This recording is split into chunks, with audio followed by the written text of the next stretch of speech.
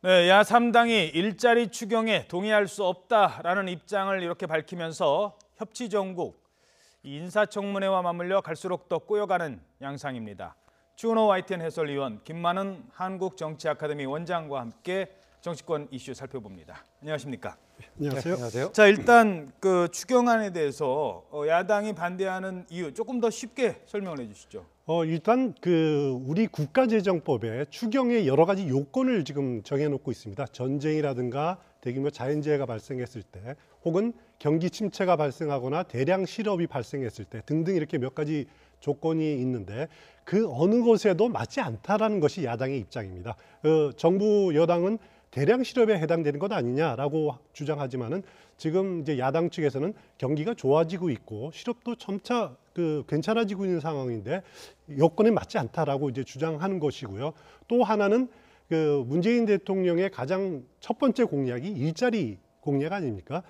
특히 이제 공무원 12,000명을 늘리겠다 올해 안에 그런 공약을 내세우고 거기에 대한 이제 비용을 준비 비용으로 한 80억 정도를 포함시켰는데 당초는 그것을 왜 80억을 올해 추경 예산으로 하느냐, 그냥 본 예산으로 처리나 아니면 예비비로 해라라는 것이었는데 지금 오늘 오전에 야당들 3당의 이야기는 그런 공무원 증원 자체를 반대한다라는 것으로 강경하게 지금 바뀌고 있는 상황입니다. 예. 자, 그런데 어제 대통령이 직접 국회에 가서 첫 시정연설로 좀 협조해 달라라고 얘기했고 또 1호 공약 아닙니까? 1청년 일자리 공약은. 그럼에도 불구하고 야당이 반대를 한다면 앞으로 이 전국은 계속 꼬여갈 것 같은데요. 네, 얘기하신 대로 지금 인사청문 경과보고서 채택이라든가 국회 동의 절차까지 맞물려 있기 때문에 쉽지 않은 상황 같습니다. 추경 관련해서는 지금 문재인 정부 들어와서 마침 시기적으로 5월달에 출범한 지금 특별한 지금 정부 출범 아닙니까? 이때 추경 같이 맞물려 있어 그렇습니다. 지금 아까 추은호 의원 얘기했다시피 야당들에서 기본적으로 추경 조건 대상이 되느냐 문제를 제기하고 있는 거 아니겠습니까? 국가재정법 89조를 들면서 그거를 의식했던지 어제 문재인 대통령의 국회 시정연설 내용을 보면은요, 현재 실업 대란을 이대로 방치하면은 국가 재난 수준의 경제 위기가 닥친다 해가지고 국가 재난이라는 용어를 넣었단 말이죠. 예. 즉 지금 긴급한 상황이기 때문에 추경이 필요하다는 겁니다.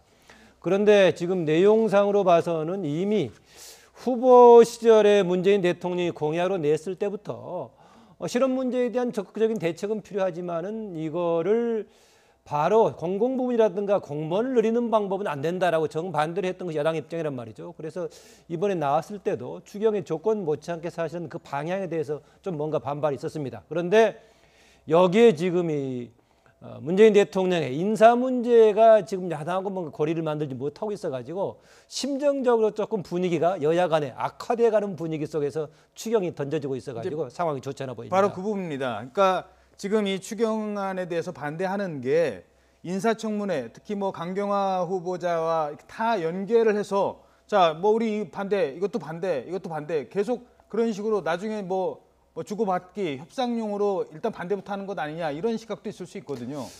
그렇기 때문에 문재인 대통령의 선택이 지금 특히 인사 문제에서 어떻게 갈 것인가 생각이 됩니다.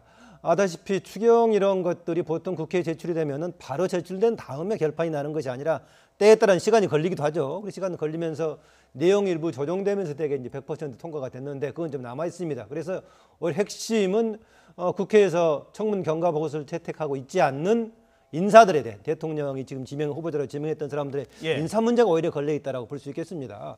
그래서 그렇지만은 문재인 대통령은 그걸 의식하고 있으면서도 직접적으로 인사 문제에 대한 요청은 강하게 구분해서 하지 않았죠.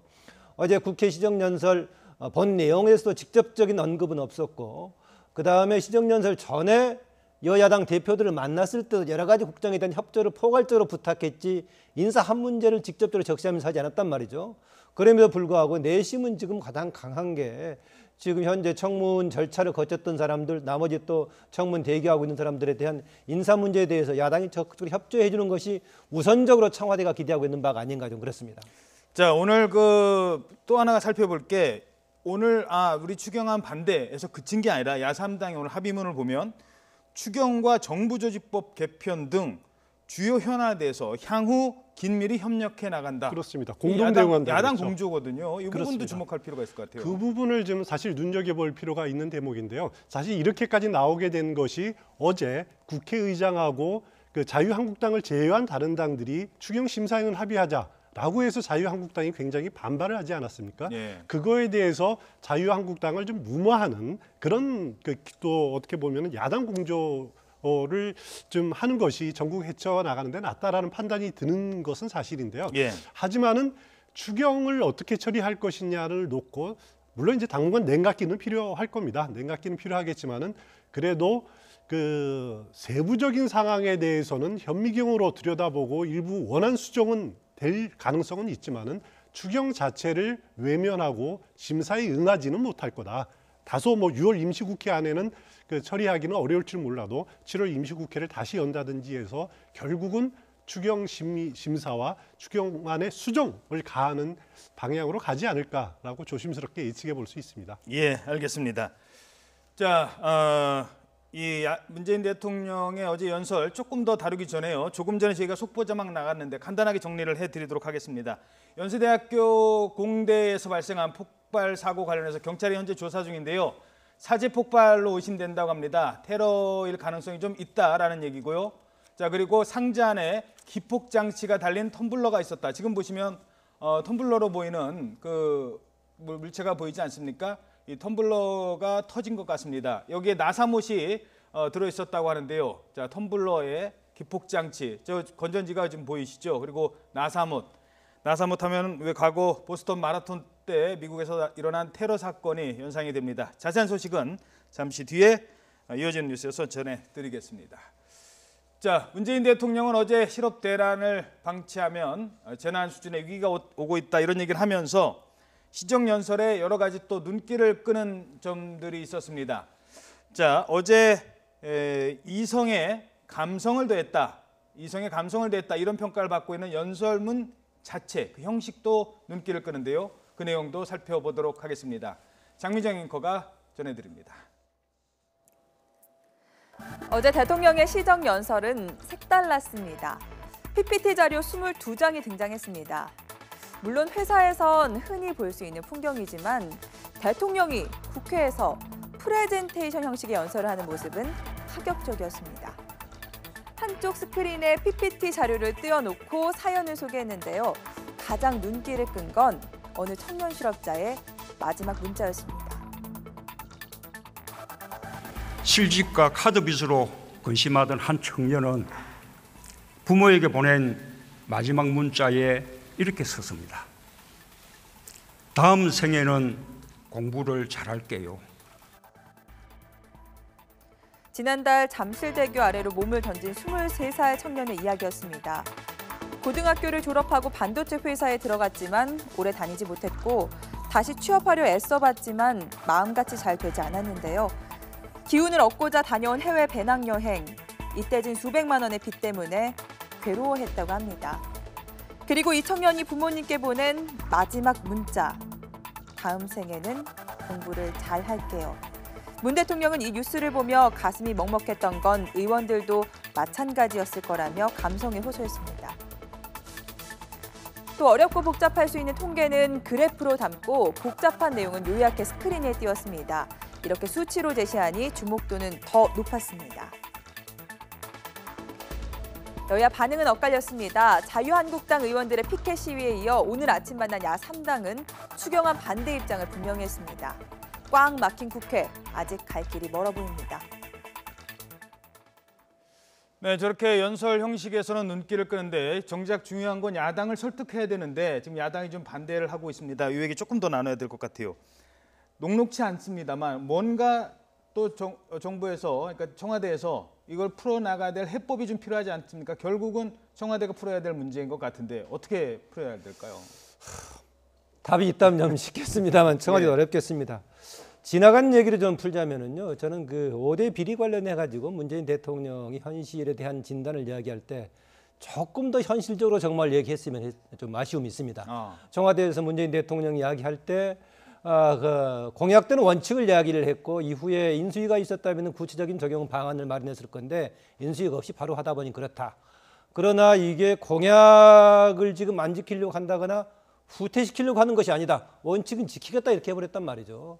그때는 정말로 원천적으로 배제하겠다는 수준은 얘기했지만 조금 더 현실적으로 다듬을 필요가 있다라고 궤도 수정했다는 걸 명확하게 해줬으면 좋을 건데요. 그대로 지키겠다라고 선언하고 나서 문제가 나오는 사람도 있다 보니까 지적이 나올 만합니다.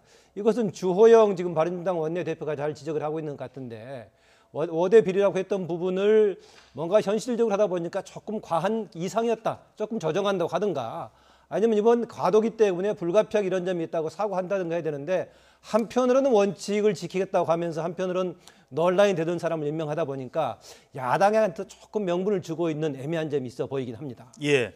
자, 결국은 이 문제는 추경안과 인사청문회 전국을 같이 생각을 할 수밖에 없는 문제인데 그렇습니다. 야당 입장에서는 인사청문회는 정부가 뭐 지난 정권에서도 그랬으니까요. 뭐 강행하면 막을 방법이 없어요. 하지만 추경안은 같이 연계를 시킨다면 추경을 갖고 인사청문회를 조절할 수 있다 이렇게 보는 거 아니겠습니까? 그렇습니다. 기존의 그 야당들, 특히 이제 더불어민주당이 야당 시절 때 많이 쓰던 전략입니다. 뭐 다른 여러 가지 사안들에 대해서 연계 전략을 많이 쓰는 전략인데 그거를 이제 지금 역으로 당하게 된 상황인데 그렇지만은 제가 보기에는 지금 제일 불안한 사람들이 지금 하반기에 공무원 시험이 있느냐, 소방직이라든가 이렇게 또 벌써 아니면은 노량진에는 교사직이라든가 수험생들 몰린대요. 그런 한 12,000명을 늘린다고 하는데 그것이 과연 이루어질 것이냐 안 이루어질 것이냐 그게 제일 불안한 사람들이 아마 그 준비하는 이른바 공시생들일 겁니다. 그렇죠. 제가 보기에는 결론적으로 만약에 정부가 의지가 있다라면은 그 야당이 추경안에 반대를 해도 가능합니다. 왜냐하면은 이번 추경에 그 12,000명을 채용하는데 필요한 비용이 80억밖에 포함이 안 돼 있습니다. 아하. 80억은 채용에 필요한 그 준비에 들어가는 돈 그리고 예. 교육비만 있고 그렇죠. 그 사람들의 인건비는 내년 내년부터죠. 본 예산에 들어갑니다. 그렇지만은 이 80억이 삭감이 되더라도 정부 예비비로 500억이라는 목적 예비비 채용할 수 있는 그 예비비가 있기 때문에 그거를 전용해서 얼마든지 쓸 수 있거든요. 예. 그렇기 때문에 그런 부분에 대해서 나중에 심사가 이루어지면은 조금 조정이 되면은 결과적으로 12,000명 채용 정부의 의지가 강하다면은 그건 문제 없이 이루어질 것으로 저는 예상을 해볼 수 있습니다. 예, 알겠습니다. 자, 이런 인사 난맥 속에서도 청와대는 또 지난 일요일 5개 부처 장관 후보자를 발표를 했습니다. 자, 지금부터는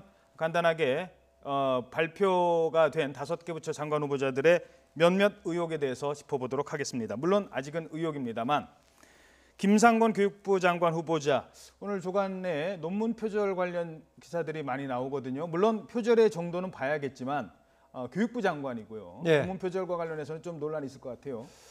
그 몇몇 언론에서 표절 관련 팩트체크, 이른바 팩트체크를 해서 저도 자세히 봤는데요. 80년대 초반과 92년에 박사학위 논문 썼던 내용을 가지고 비교를 했던 것 같은데 예. 이후에 표절 문제가 논란이 돼서 그렇지 제가 봤을 때는 당시 기준으로서는 그걸 좀 표절이라고 하기는 조금 좀 도를 넘어선 수준 아닌가 그렇습니다. 그래서 김상곤 후보자를 애초에 교육부 장관이 염두에 두고 나서도 그런 문제를 점검하느라고 조금 지체가 됐던 거 아니겠습니까? 그렇죠. 그런데 조금 뭐 완벽하다라고 볼 수는 없겠지만은 길게 몇 페이지 지나고 나서 인용했지만 직접적으로 인용하지 않았던 이런 부분이 조금 부적절한 거 아니냐 충분히 지적은 받을 만한데 표절의 책임을 물을 정도의 저는 표절 내용은 아니지 않는가. 아마 발표가 돼 보면 그건 국민 일반이라든가 국회 내부에서 청문 과정에서 아마 합의가 있을 걸로 봅니다. 예, 알겠습니다. 그건 좀 더 지켜봐야 할 문제인 것 같고요. 그리고 이제 음주운전, 예, 게다가 조대엽 고용노동부 장관, 오늘 특히 야당이 콕 찍어서 조대엽 장관은 정책 능력도 떨어진다라고까지 얘기를 했어요. 아마 논란이 있을 것 같은데 저희들이 그래픽으로 준비한 부분이 있습니다. 특히 음주운전 관련해서는 조국 민정수석이 과거 지난 정권에서도 비판을 한 적이 있습니다. 음주운전 단속의 주무부처, 이때는 이제 이철성 경찰청장이었죠. 후보자였죠. 예, 범죄를 범하고도 은폐까지 했는데 임명을 했다라면서 이제 문제를 삼았었는데 이게 이제 입장이 바뀌다 보면 여기에 대한 또 입장 표명이나 해명이 좀 있어야 될 것 같아요. 그렇습니다. 물론 그 조대엽 고용노동부 장관 후보자 경우에는 뭐 경찰이 아닙니다. 법을 집행하는 상태에서가 아닌 교수 신분에서 음주운전에 적발됐다라는 점, 그리고 또 음주운전을 단속하는 책임자가 아니라 좀 무관한 부서이기 때문에 좀 나름대로 좀 어느 정도는 좀 그 정상을 참작할 여지는 있을 것은 사실입니다. 그리고 그 당시에 그 농성하고 있는 학생들을 위로하는 차원에서 그 음주를 하고 운전을 했다. 물론 음주운전 잘못된 것은 사실이고 그 또 적발된 수치가 면허 취소 상태 만취 정도였다라는 점의 문제점은 심각한 점은 있지만은 이것이 장관이 되는데 결정적인 결격 사유는 되지 않을 거다. 오히려 직무 적합성 문제가 아마 많이 나올 겁니다. 고려대 노동대학원장이라 그래서 노동 문제의 전문가로 이렇게 알려진 것으로 그 오해를 하겠지만은 그래도 조대엽 후보자가 고용이라든가 노동 문제 전문가는 아니거든요. 예. 그런 문제들을 아마 청문회에서 많이 부각될 것 같습니다. 예. 자, 그리고 한 사람 더 살펴보죠. 바로 뭐 아마 내일과 모레 이제 당장 인사청문회를 앞둔 사람 가운데 한 분이 도종환 문화체육부 장관 후보자인데요. 최근 5년간 62차례 교통법규를 위반했고 범칙금 규모도 만만치 않은 것 같습니다. 과태료 총액이 481만 원이라고 하던데요. 버스 전용 차로를 너무 많이 위반했던 것 같아요.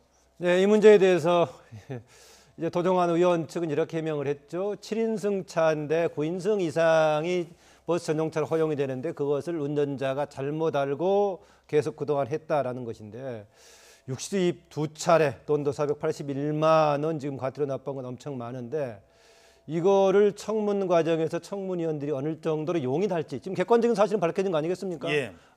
장관 후보자가 더구나 국회의원 시절에 했던 것이 그럴 수밖에 없는 용인할 수 있는 수준인지 충분히 좀 파악이 될 것 같고 또 그랬을 때 예. 국민이 봤을 때 어떻게 파악할 것인가 판단의 문제 같습니다. 자, 이 용인의 문제인데요. 제가 왜 이 문제를 짚고 넘어왔냐면 사실 이게 도종환 의원만의 문제가 아니라는 겁니다. 사실 저도 이제 알아봤는데 정치부 출입 기자 시절에 정말 각 의원실에 가면 이렇게 쌓여 있어요. 교통법규 위반을 정말 너무 쉽게 한다는 겁니다. 왜 그러냐면 자기가 위반한 걸 자기 돈으로 범칙금 내는 게 아니에요. 대부분 경우 뭐 다른 그러니까 뭐 사무실 비용으로 낸다든가 또 렌터카 같은 경우는 정치 후원금으로 낼 수 있답니다. 아니면 국민 세금으로도 낸 것 이고요. 그런 점이 이제 큰 문제고요. 저는 가장 근본적인 문제는 이 문제에 대한 이렇습니다. 도종환 그 후보자가 이렇게 그 중앙차선 위반을 많이 한 때가 초선 국회의원이 되고 나서 한 달 사이에 집중적으로 이루어졌습니다. 그렇죠. 만에 하나 국회의원이 됐기 때문에 특권 의식의 발로가 아니냐. 만약에 그렇다면 그건 굉장히 문제가 될 수도 있다라고 저는 봅니다. 왜냐하면은 그 문화예술 체육관광부 장관이라는 사람은 그런 자리는 특권 의식을 갖는 게 아니라 문화체육계에 대한 지원을 하는 자리라는 거죠. 그러면은 본인 그 행정 책임자가 특권 의식을 갖고 있으면은 제대로 된 지원이 나올 수가 없다. 오히려 특권 의식의 발로로 간섭하고 규제하려고 한다라는 그런 우려 때문에 이 문제는 좀 심각하게 볼 여지가 충분히 있어 보입니다. 예, 한 가지만 더 덧붙이자면 그 해명에 보면 9인승 버스 전용 차선인데 7인승인 줄 알고 탔다라고 해명을 했어요. 그러면 그 수많은 버스 전용 차선 위반이 다 7명이 탔을 때 위반한 겁니까? 그건 아니지 않습니까? 좀 더 솔직한 해명이 좀 있었으면 하고요. 이 문제만큼은 국회의원들이 자기들의 문제와 연관된다고 해서 대충 넘어가지 말고 이 기회에 다른 의원들도 반성하고 아예 고치는 그런 계기가 됐으면 하는 바람입니다. 네, 지금까지 추은호 YTN 해설위원 그리고 김만음 한국정치아카데미 원장이었습니다. 두 분 고맙습니다. 네.